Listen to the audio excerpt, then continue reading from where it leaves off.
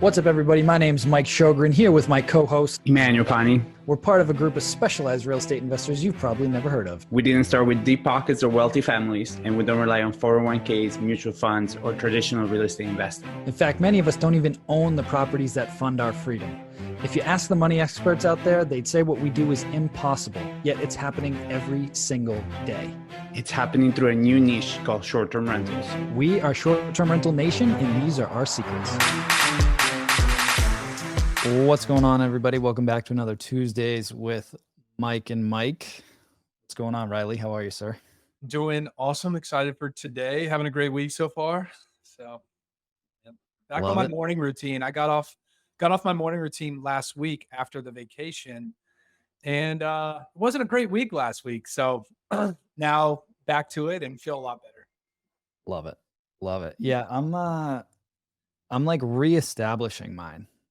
I kind of got off of it for a little bit, and now that my son's back in school, it's like, okay, reevaluate and go from there. So we've been getting up in the morning, me and my son, and just going for like doing some stretching and an early morning walk, because he gets up super early, sometimes before us, and he'll just go downstairs and just like turn on his switch. I'm like, I don't know. Like we gotta cut that out. So now he's got to make his bed, get dressed, brush his teeth, have breakfast, do all that stuff. Then we go for a walk. There's no video games in the morning. We got to start our day right. And it's been good. And I'll post some videos on Instagram later, but I was working out last night and had him doing some push-ups and some, oh my God, some planks, which was fun. Get the butt down, it was cool. But yeah, man, it was a good weekend. Turned 37 over the weekend, and anytime I love to do a lot of reflection, around birthdays. And so, this weekend it was great. Got to spend a lot of family time, and then just spent some alone time and just kind of reflecting how much my life has changed and what were some of the biggest drivers of that change. So I posted in the Facebook group on Friday, maybe, just asking people, what could I give you guys is a birthday gift from me that would add the most value to you right now? It was a wide variety of things, but the common theme was basically helping people get more deals. And so I spent some time over the weekend looking back over my journey to figure out like where were those big wins and what were the big things that that made the most impact to help really catapult me. And so what I want to cover on today's episode is basically a recap of the last 6 years or so since I got started, and just kind of share at each level, like what were the hurdles and how did I get over those? And then at the end, I want to share something that when I looked at it, there was a clear, very, very clear thing that I did that made a massive difference. And I want to give that to you guys. So if you're listening to the podcast, make sure you join the free Short-Term Rental Secrets Facebook group. Join that, and then you can send me a DM and I'll send you this resource. But let's get into it, man. So the first deal I ever did, so I got into this in like mid 2017, and it took me a while, but I ended up finding a deal later in the year. It was like October, I think I put it under contract. I thought I closed it in 2017, but it was actually January 3rd, 2018 that we closed on this property. It was a little 2-bed, 2-bath condo up in the mountains in North Conway in New Hampshire, if you guys are familiar with that area. I was very familiar with the area. It's 3 hours away from where I live, but my wife and I used to go skiing up there all the time. I knew the area very well. And we purchased it for $177,000, which sounds insane today. But at the time, it felt like an insane amount of money because we really didn't have much. I pulled a loan out of our 401k for like 40 grand ish for a down payment. And then I got a 0% interest credit card and put about 25 grand on that to update the condo. So it was, had green carpets, plaid couches, like typical like 1980s. And so we put some new flooring in, some new paint, some new bathroom vanities, and then new furniture, and called it a day. And I launched it. I literally pushed publish on Airbnb before I jumped on a plane to go see my brother for his 30th birthday. So this is like mid-February. And I remember when I landed, I checked the app and I had 2 bookings, and I was like, holy shit, this is wild. and really cool feeling, right? And so I focused the next few months on, getting this thing dialed in and getting my systems tight and building a team up there. And we'll do a whole nother episode on a lot of lessons I learned from the first deal. Definitely got bit quite a few times on that first one. Um, but then right around, I don't know, maybe April, I was like, all right, how can I keep scaling this? Because it was great. I was making $1,500 a month, really solid cash on cash, but that wasn't going to get me out of my job. So I didn't have any more money. Um, so I was thinking, how could I scale this? And a lot of people are doing arbitrage. I didn't even have money to do arbitrage. So I was like, well, what if I could partner with, landlords that had, small multifamilies and just run it as a short-term rental and split the profit with them. And this was well before co-hosting was like super popular like it is now. And so I tried a lot of different things. And remember, I was a CPA, like I sucked at sales. I didn't know how to present, I didn't know how to do anything. So I tried a few different things. I tried cold outreach on Craigslist. I tried cold outreach on Zillow. I tried reaching out to people on Airbnb that had crappy listings. Um, I started hosting a local meetup. I rented a desk at like a co-working space. I couldn't even afford an office. So like I rented a desk for like $20 a month at like a Staples, where there were other people working. And you know, it took a while. So for context, I got my first co-host deal. I was going back. I signed it on November 21st, 2018. And for any of you that have been following me for a while, this was one of the case studies that I used to review quite a bit. Little 2-bed, 1 bath in Salem, Massachusetts. And I got that lead from the meetup that I was hosting. So I hosted this meetup for 5 months. Every single month, once a month, I'd host it at a Capital One cafe. And it was interesting. It was way outside my comfort zone, but all that I would do, I called it Airbnb Mastery, and I would just teach people. I would walk them through some numbers, give them some tips, and just teach people, right? And there were actually 2 months where not a single person showed up, so it shows you how good I was at marketing back then. Um, but I just kept doing it, and I got that first deal, and so that was November 21st, and then on December 15th, I got my next deal. And it was actually for 2 properties. All right. So I went from 1 at the beginning of the year to now I got 4. And then I signed my next one on January 1st. So I went from like 0 to 5 in 12 months. Right. And when I look back to figure out what made the biggest difference, because I was doing a ton of outreach and just kind of pulling my hair out trying to figure out how to get a deal. The biggest thing, hands down, that made the most difference was when I figured out how to I created this super simple 2-page, air quotes, credibility pack. And it just came to me because I was like, what are the issues or the objections that these people have? All of them understood that, you could in theory make more money with Airbnb. So that was a given. I'd do projections off of AirDNA. I'd show them this, but then it was like, why wasn't I closing deals? And it was basically around a lot of their misconceptions and a lot of their fears around their property is going to get trashed. The neighbors are going to get pissed. It's just going to be a super headache. And so I mapped out all the different systems and tech that we were using, from the Wi-Fi locks, the security cameras, the noise monitoring system, with noise aware. Back then, that was like unheard of. Just all the different things that we were doing, and then showing them that we were going to take better care of this property than any long-term tenant ever would. And I just mapped it out in this very simple, clean, professional looking 2-pager. And when I started presenting that, I went from nothing to adding 4 units in like a 6-week period. Right. So if you guys stick around to the end, I'll hook you guys up with that. I'll show you how you guys can get that. I'll send you the exact one that we use. And actually, Mike, I think we'll send them the new one, because some of the students have taken my credibility pack from years ago and they just made it way better. Yeah. So we'll hook you guys up with that at the end. Real quick, couple questions on that first year. So you went in 12 months, you buy your first and you co-hosted 4 in the next 12 months. Yep. you were still working your CPA job at the time, right? Mhm. So when were you working on the business and like doing the outreach and setting up everything?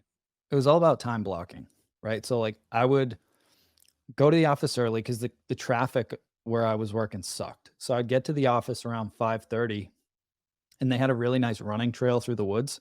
So I'd get there early, I'd go for a run, shower up, I'd be at my desk by like 7:30, which gave me a half an hour to an hour before anybody else got there to just prospect, looking for leads, looking for different opportunities, just journaling, how else can I get deals? Right? So 30 to 60 minutes in the morning, then I block off an hour at lunch. Most people go to the cafeteria and eat together. I was like, I love you guys, but I've got to focus on some stuff. And I'd carve out another 30 to 60 minutes at lunch. And then at night, after my wife and my son would go to bed, I'd carve out another 30 to 60 minutes. So I'm carving out like an hour and a half to 3 hours a day, Monday to Friday, to just focus and build this thing.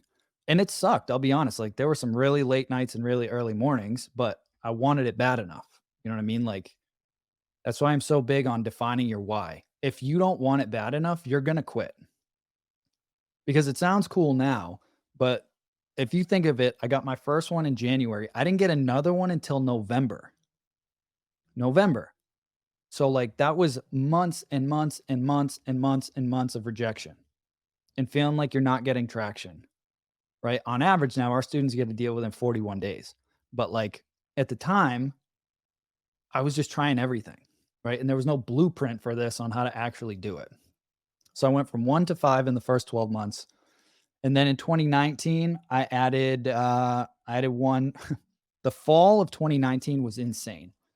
So I added one in Asheville, North Carolina in August. Excuse me, I added one in the Destin area on 30A in July.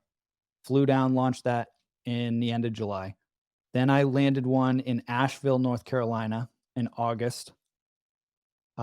Two in Salem, Massachusetts in October. Two in Everett, Massachusetts in November. Two in Fort Worth, Texas in November.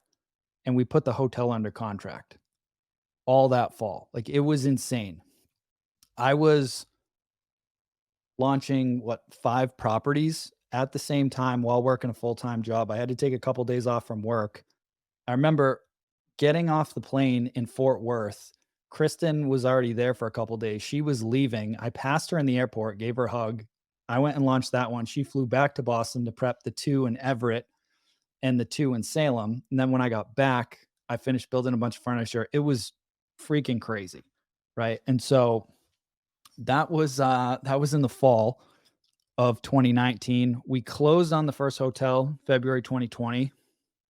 Added another unit in Salem, just a single family co-host deal, the summer of 2020. And that was it. And then 2021, we added a second hotel in March. And then I bought the 11 bedroom down in Kissimmee in December. Launched that in late March after a pretty extensive renovation. And that was it pretty much for 2022. And then we closed on the Salem Hotel, 57 units in December of 2022. It was like 2 days after Christmas. So the last couple of years, it's basically just been like adding one hotel and maybe one single family home the last couple of years. But if you think of it, there were just a couple of those things. Take a step back. The biggest reason I wanted to share that was to kind of highlight the very beginning, where it took 9, almost 10 months to get that first co-host deal. So if you're in that place right now, you just got to keep your head down and you just got to keep going. Like, it could suck, but you've just got to keep pushing. And now I look back, my life is completely different. You know what I mean? I'm out of my corporate job. We're doing very well financially. I get to spend most of my time doing this stuff. I golfed a couple times a week. It feels like it happened fast, but it was a long journey to get to that point. That, like, really the first like 3 years were absolutely insane. And the last couple years, last 2 to 3 years have been incredible. We're just steady Eddie now, doing a hotel deal once a year, maybe another single family or two. and just growing that way. So to summarize, the best gift that I could give you guys for my birthday is giving you guys that credibility back. Because when I look back and I look at all the different things that I did, and when I started to just get crazy traction, it's when I got that credibility pack dialed in. Because it just addressed all of their objections up front and it made it a no-brainer to do business with us. Right. And if you guys follow Alex Hormozy, he always talks about make an offer so good someone would feel stupid saying no. And that's basically what I did without realizing it by putting that credibility back together. It was like, listen, I'm going to 2 to 5x your revenue. I'm going to take better care of your property. You're going to be completely hands off. And if you ever need anything, I'm here. Here's my cell phone number. Boom, here you go. Right. And we just spelled it all out and people would feel stupid saying no to that. So if you guys want that, Mike, how are we going to get that to him? Yeah, just DM one of us. So Mike Reilly or Mike Sjogren, just find us in the Facebook group, shoot us a DM, and then we'll respond and send it to you. It'll just be a simple, probably PDF or Google Doc link. No, we'll give it to them in something that they can edit to make it easier, whether it's a PowerPoint or I think it's a Google Doc. Yeah, we'll give them the Google Doc. So then you guys can just edit it, put your logo in there, update it for your information. That way you don't have to try and refigure it out with all that. So anyway, that will be my gift to you, because at the end of the day, you just need more deals, right? You need a few more deals, get out of the corporate job, set up your system, set up your team, and then you're good. Like that's it. That's really what it is. But those first few were the hardest, man. I get it. Like I was there. I remember just getting so frustrated. Just like I feel like I'm doing everything. You know, I'm working hard, I'm putting in the hours, I'm crazy sleep deprived. It's got to happen. Like it just has to. Like it can not happen at this point. Yeah. At what point did you see the light to like, all right, I think I can leave my job now? When we put the hotel under contract, Mm. that was when I ended up giving my notice, because then I was like doing out the math, going through the projections. I'm like, all right, we're going to be good once this thing goes live. We were a little short on cash flow. I think it was right around 15 doors, like one that I owned and then 14 co-host clients, if I did the math right, going back through all those deals. And we were doing pretty good. Somewhere between 10 to 10K a month was probably average, 15 on a good month, like in our peak months, which we could survive off of, but it wasn't going to be like ideal. But once we put the hotel under contract, it was like, okay, I know I'm going to have to dedicate like the next 12 months of my life to figure this out. And once it goes live, like we're going to be good. And if you guys remember what happened, I left my job effective December 31st, 2019. So January 1st, 2020, I'm out of my job. 6 weeks later, COVID hits. Right.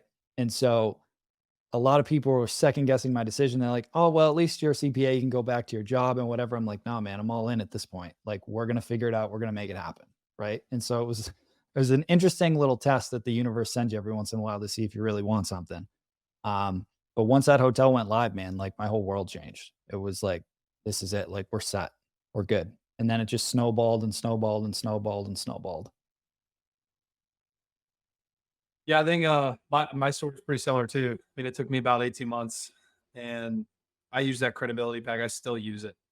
It's just so easy to really just get data from AirDNA and then just outline kind of all the roles and responsibilities that we do. And I rarely get questions on it. I mean, the main question that I get is like, all right, what can we start? You know, Yeah. and it just makes it look way more professional, and dialed in, so that when you're actually, you land the meeting and then you have the meeting, it's like, all right, what do I say? Yeah. What do I do? What do I present? Yeah.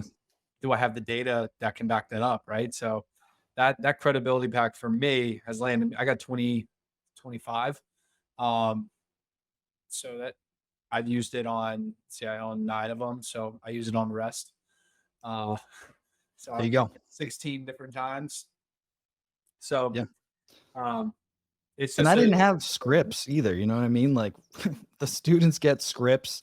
They get on prospecting calls with their coach and their coach helps them close deals. I mean, dude, I would have given anything for that to like shortcut that, you know? But at a minimum, like this is going to make your life so much easier just having the credibility pack. Now, what I will say is you got to decide how bad you want this, right? Like I was kind of being soft around that a little bit earlier. If you really want this, you just got to go for it and you got to go all in. The biggest mistake that I see is people have 1 foot in, 1 foot out. The reason why we've done well and the reason why it worked is because I went all in and I was fully committed. It wasn't, I'm going to try this for 6 months. And if it doesn't work, I'll do something else. It was like, I'm going to do this until it works. I'm going to make this work. I'm going to fucking will this into existence. And you have to just have that mindset shift to go all in. Right. And when I was going through, Mike did a nice post for me in the Facebook group and asked people to share how the masterminds impacted their lives. And there was, I don't know, 30, 40, 50 comments in there that I was reading through over the weekend. And it just got me fired up, man. It was just like this industry completely changed my life. And now the work we're doing is changing so many other people's lives. And it's just the fast lane. Like if you could go from 0 to a deal in the next 6 weeks, like what are we even talking about right now? So like you just got to decide, are you going to go all in, whether it's with us or somebody else? Like you just got to commit and just do it and just stop making excuses. When people tell me they don't have time, I get it. Everybody's busy. When I was starting this, I told you I was working full time as a CPA. What I didn't mention is my kid was in the hospital on oxygen and I couldn't be there with him. So I was driving back and forth to the hospital, then going home, then working. And it was just like, I will freaking make this work.